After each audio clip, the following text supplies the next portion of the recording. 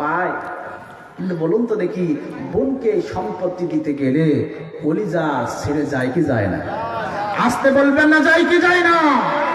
অনেক হাদি সাহেব আছে, কাবা শরীফের গেলাফ ধরে যদি কাঁধে প্রতি বছর নামাজ পড়তে পড়তে মোটামুটি কপাল টোপ খেয়ে ফেলেছে, আমাদের গ্রাম্য ভাষায় টোপ খেয়ে ফেলেছে বা দাগ হয়ে গিয়েছে, দান করতে করতে এলাকার দানবীর নাম হয়েছে, কিন্তু নিজের বোন নিজের মেয়েকে ফাঁকি দেয় এমন হাজি সাহেব আমাদের সমাজে আছে না?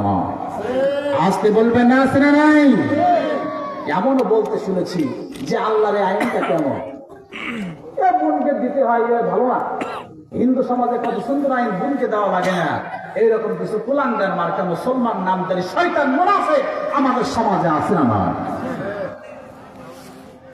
আপনি মুনাফিকদেরকে মুনাফিক বলা যাবে না মানলাম, কিন্তু মুনাফিকের সন্তান যদি কারোর পাওয়া যায় কারোর ভিতরে, তার নাম ধরে আলামত গুলো বলা যাবে কি যাবে না?